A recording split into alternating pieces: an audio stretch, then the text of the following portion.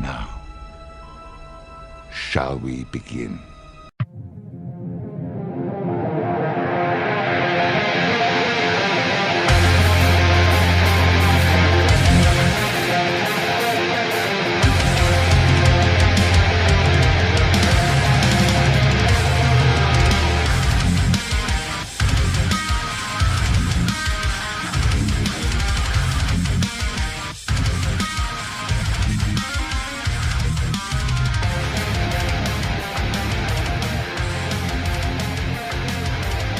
The one thing they love more than a hero is to see a hero fail, fall, die trying.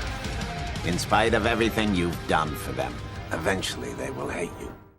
Greetings, Sentients! Now, for those of you who don't know, the final season of Game of Thrones has recently dropped, and the first episode is already out. If you want a non-spoiler review, in which case, why are you even listening to a review?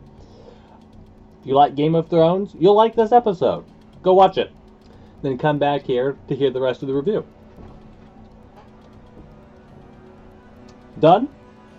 Alright, well, for the rest of you who have already watched it, my reviews are indeed not spoiler-free, but I do tend to only talk about what actually interests me, not necessarily every plot point. With Game of Thrones, I find myself most interested in the story, as of course most people are. In fact, the sexual scenes I actually rapidly got tired with. Not that I mind seeing beautiful naked women, of course, but after a while it begins to feel just like padding. Something to run the episode time out. Just start saying to yourself, get on with it already. Get on with it. Yes, get on with it! Oh, I am enjoying this scene. Get on with it! In fact, I've usually ended up skipping the scenes. The handy advantage of watching on the internet rather than on the TV.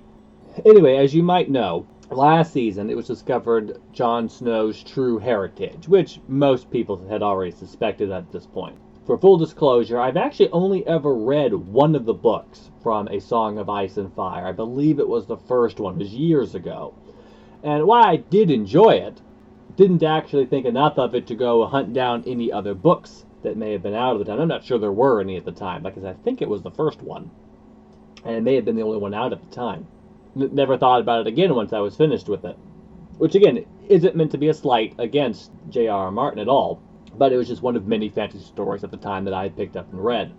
So I actually don't know how the books end. It would be easy to find out, of course, besides just reading them all. I could simply Google Wikipedia or something. I'm sure Game of Thrones has its own wiki. But I've actually managed to avoid any spoilers. Deliberate choice of my own. I do want to see how it turns out. Plus, I've been told that the TV show will not end the same way the books do. A similar ending is my understanding, but there will be some minor changes. Characters who may have died in the books might survive in the TV show, and vice versa, and there may be some slightly different outcomes. Which, of course, there's differences in a live screen adaptation of a book anyway. It's simply the nature of the beast. I'm told, don't know if it's true, but I'm told, for example, that in the book, one of the dragons, I don't remember the name, does not get turned into one of the undead, as happened at the end of the last season. Not sure if it's true, like I said, haven't actually read the books. And have avoided doing any real research because, like I said, I do want to find it out as it happens. But, like I said, as most people suspected, Jon Snow was in fact the heir of House Targaryen, with technically a more direct lineage to the throne than Daenerys, or so it would seem. I do find it interesting that the dominant hair color is black, with Jon Snow then, established early in the first season that House Baratheon's descendants are always black of hair. Thus why Joffrey and his siblings were not thought to be of Robert's descendants, because of course they were blonde in their hair like House Lannister tends to be. But what's also interesting is Targaryen tend to always have white hair. That seems to be just as universal in their house as black is for the Baratheons. So I do find it interesting that when the two meet, apparently the black hair wins, which actually is based off the real world genetics. I do believe that blonde or platinum blonde or whatever color the Targaryen's hair is officially would be known as is technically a recessive gene, thus requiring two people of the same recessive gene to have children and pass on that particular gene, both of them. Whereas black hair, I believe, is a dominant gene and just requires one parent to pass it on, and it will usually triumph over all the others. That's how hair color and eye color tend to work in the real world. Now, of course, the Targaryens, on the other hand, don't seem to necessarily be subject to real-world genetics, considering that Daenerys is apparently fireproof. So, obviously, there's something magical or supernatural in their gene line, but not enough to triumph over black hair, apparently. Interesting side note, doesn't really matter. The reason he has black hair, of course, is so that you don't know right off the bat that he's of House Targaryen, and can suspect that he is related to the Baratheons, which is, admittedly a fairly clever bit of foreshadowing and writing there. But, to be honest, I'm not quite sure, again, having not read the books, and only seen the first episode of the last season so far, so this is just speculation on my part. I'm not really quite sure what the importance of this information is. I mean, what is the real world, in sense of in-universe real world, ramifications of this knowledge? Jon Snow has already stated that he doesn't want to be king. This in reference to the King of the North. Does that really change, finding out that he's the heir to the Iron Throne? I mean, doesn't want to be King of the North, but would want to be King of the Seven Kingdoms? I mean, it seems that he does not want to be a king. So that doesn't change, finding out his lineage. All that he really wants is to unite the Seven Kingdoms against the White Walkers. That's his goal. If becoming King of the North helps that goal, to protect the people of the North, then he'll do it. If making Sansa Queen of the North would have done that, he would have backed her. In fact, I believe in the previous season that was actually what he would rather had done.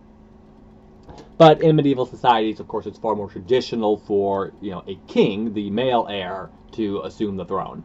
And, the bannermen are far more likely to follow a king than they are a queen. Especially one without really much in the way of a reputation for warfare like Sansa does last, at least for now. I suppose it makes his ascension to that throne, I mean, it could play on his guilt to some degree. He did accept the crown of the North because he thought, of course, that he was bastard or otherwise a descendant of Ned Stark. Technically, therefore, him becoming king of just the North is technically illegitimate. So he could perhaps feel guilty for assuming that position. On the other hand, he's given up the throne anyway when he bent the knee to Daenerys. So if he was illegitimate, well, that's solved now. He's no longer king of the North. Although I suppose he perhaps technically is still the leader, the warden of the North. But either way, his goal is not to become king or stop Daenerys from becoming queen. So if he doesn't want to be king, and she does, I don't really see a conflict there. If he wants to unite the Seven Kingdoms against the White Walkers, bending the knee to her seems to have essentially done that. I don't really see what difference had he become king instead, assuming that she went along with that. Would their situation be any different now? I mean, it is an important revelation, but I don't see how it really makes a significant difference to the plot. It's really just an interesting bit of trivia. Certainly makes for, dramatic conversation. Aside from that, doesn't really seem to affect anything. I mean, the squabbling between the various living factions is understandable and, to a degree, realistic. But it's also all kind of irrelevant. If the dead are coming, who knows who's even going to survive, if anyone. Time enough to figure out who's in charge of what afterwards. Especially if some of the contenders may not be around anymore, thus making some of the problems or issues moot. I mean, if Jon Snow dies during the war, well then, yes, Daenerys is the heir anyway. On the other hand, if Daenerys dies, well, there's no fear of betraying her and taking her throne from her. She's dead anyway.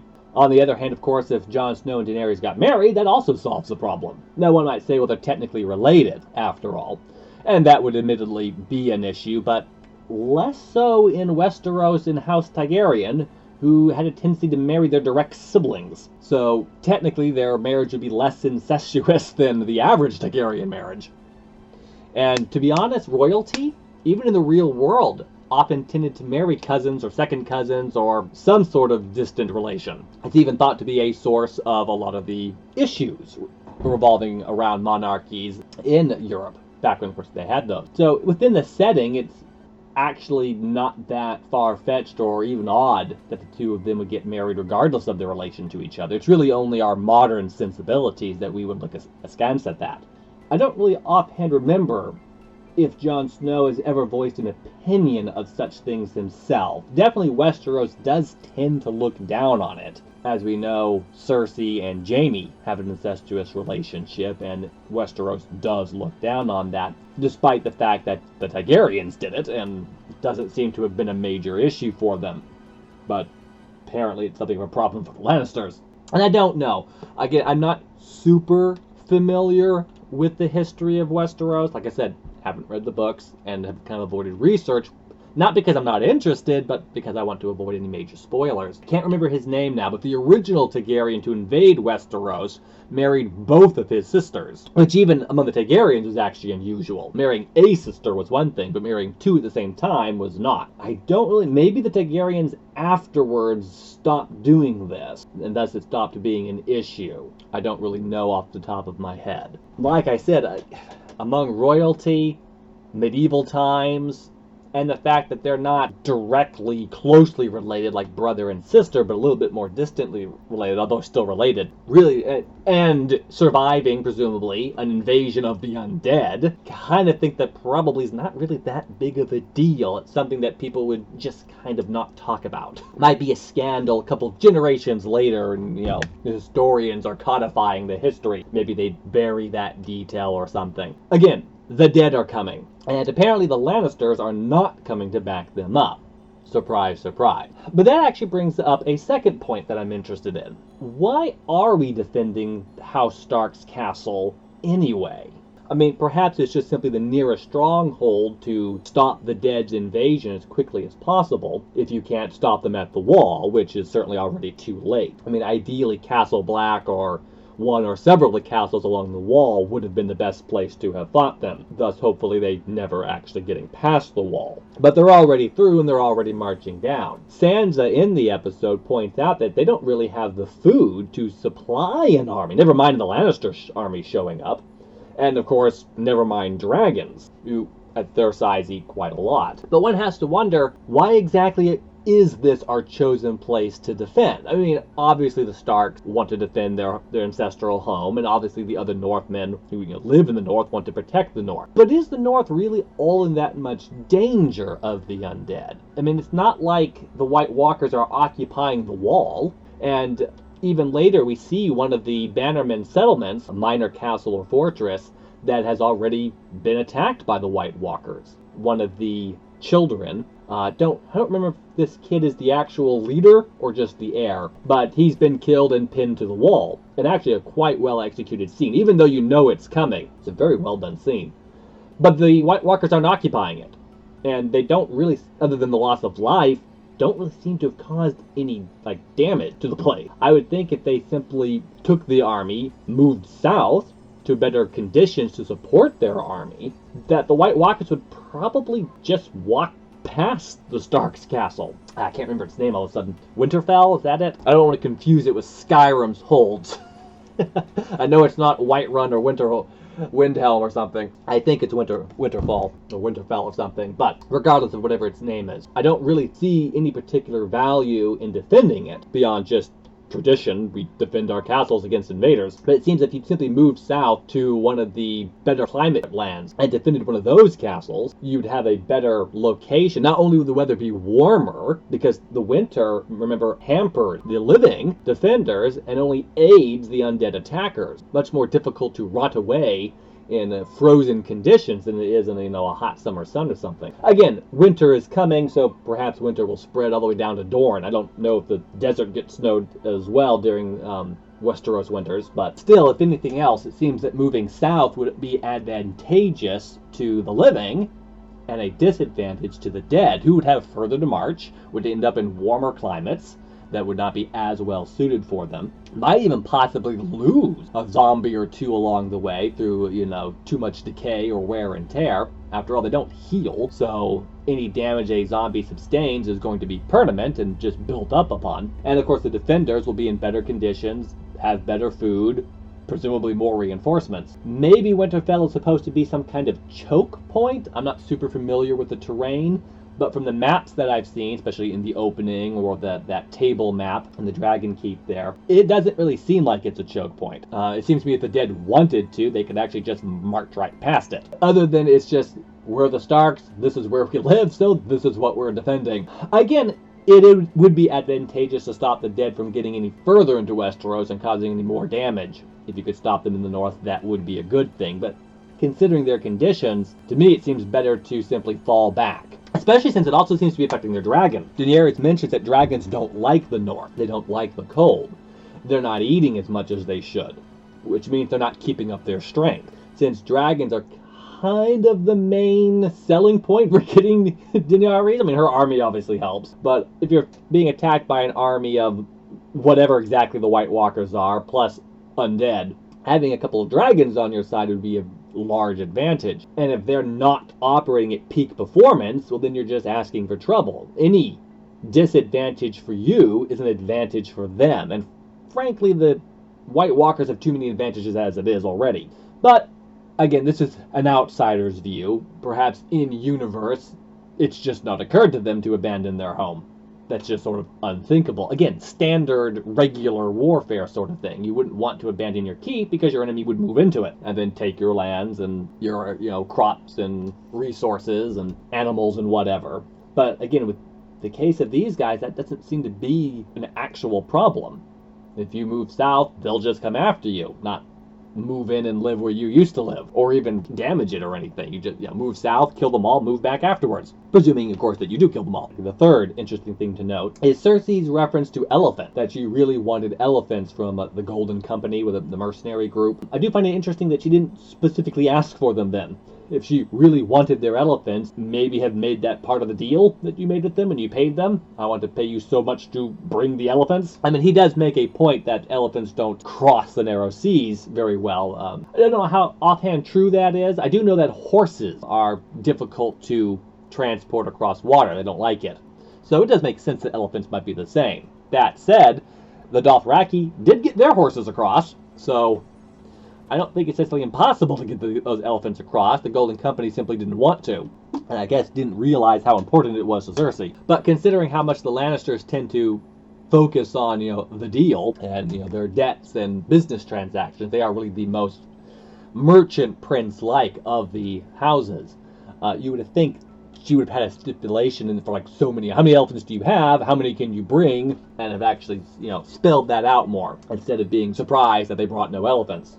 And is it too late to go get elephants? Could you not offer more money to bring a few? One has to wonder. Now, man, that's an interesting adaptation viewpoint. Like I said, I've not read the book, so I don't know if the Golden Company brought elephants with them or not in the book. It could be as simple as the HBO TV series just really can't afford to have any elephants, so this is an easy way to write them out. So it could actually be an adaptation thing. They were supposed to have brought elephants, but there won't be in the series, and so this is our made-up reason why.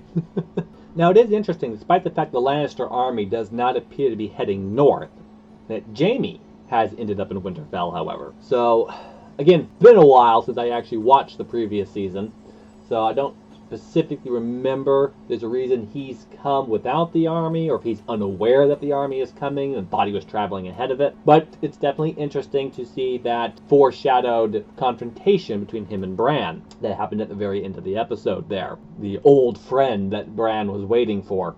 Considering that, is a callback all the way to the very first episode where Jaime pushed Bran out a window and is one responsible for him, of course, not being able to walk. Jaime himself is no longer in full possession of his physical faculties either, since he has lost a hand along the way. I saw a funny meme going around referencing that. But so it's definitely interesting to see where that's going. Not that I think that Bran's particularly vengeful, so I don't really imagine that their meeting will probably be more amicable than anything else. Although it is curious to see for what reason Bran is waiting for him. Just for her own personal sense of closure, or is there a plan with Sir Jaime involved? Which I suspect there probably is, since Jaime's been kept alive throughout the entire series. There must be something particular that the Kingslayer is meant to do. There's definitely a bit of a confrontation between Sansa and Daenerys, which, again, makes sense that the two of them don't exactly get along. She's obviously not too pleased to have her around. They are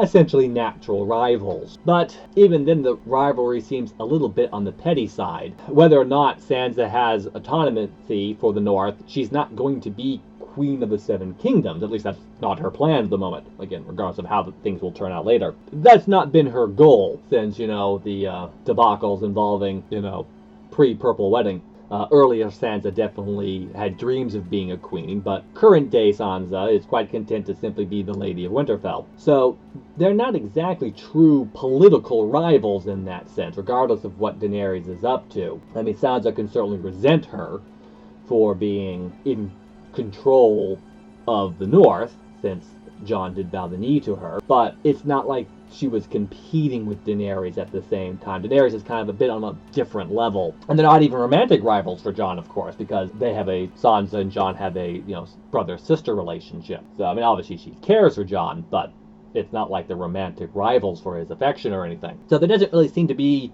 much in the way for that to really go anywhere, because basically it's just two personalities kind of clashing. They have become to some degree similar characters in the sense of their mannerisms and their position among their own people, so it makes sense that they would clash a little bit. But other than that, it's not like it's that likely for any real confrontation to happen, because like I said, what they want is kind of different things anyway. And I could imagine even if the White Walkers had not come and Daenerys had been conquering Westeros and finally got around to attacking the North, I mean, very well, similar to her own ancestors, she may have eventually bowed the knee herself in return for simply being left alone largely. Which is what happened in the original invasion. When House Targaryen originally took over Westeros, he conquered most of it before turning his attention to the North, and vastly outnumbering them.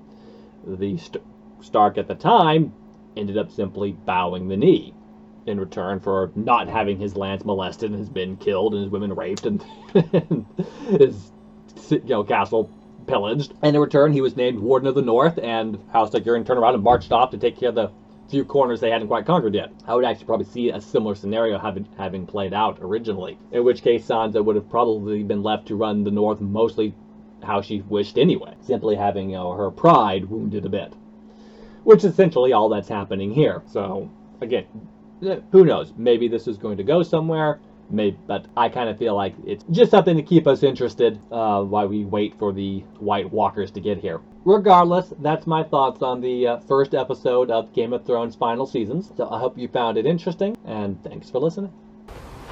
You've completely ruined horses for me.